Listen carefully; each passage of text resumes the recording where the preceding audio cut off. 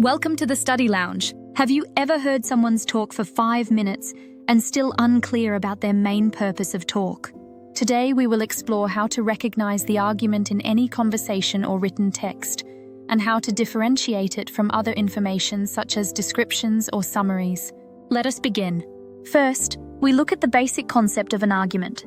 An argument is when someone gives a point of view and the reasons to support it. For example, because smoking causes cancer, we should ban it. It is an argument. There is a claim and a reason. Another example is, we should take the bus because petrol is expensive. That's an argument too. Now let us see what is not an argument.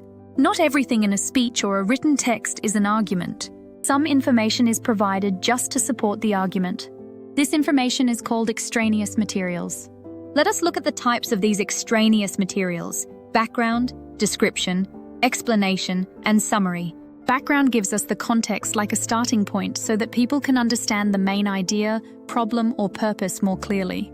For example, before a class discussion about pollution, the teacher explains the types of pollution and its effects. Second type of extraneous material is description. Description conveys factual information. For example, the forest was calm, the trees were tall, and birds sang in the distance. Another example from our daily life is, that restaurant has white walls, soft music, and comfy chairs. These statements do not present arguments. They just tell us what something looks like.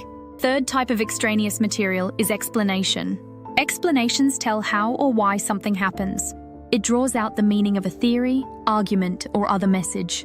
For example, photosynthesis happens when plants convert sunlight into food.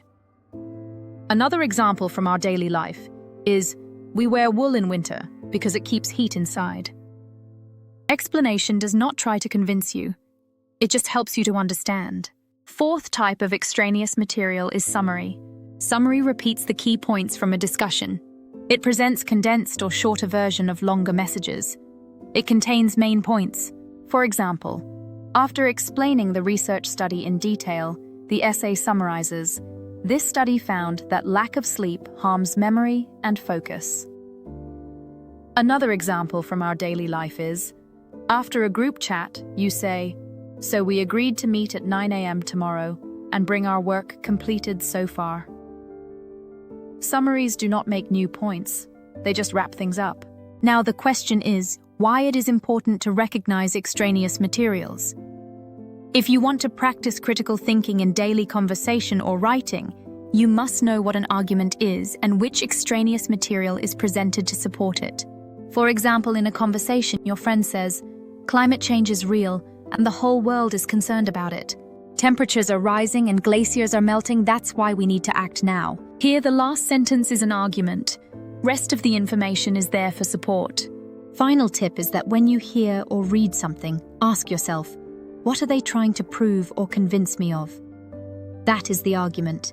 Everything else, stories, facts, examples, are just tools to make the argument stronger. Remember, do not get engaged in the details. Look for the argument. Thanks for watching. Like, share, and subscribe to the Study Lounge for more helpful videos on critical thinking.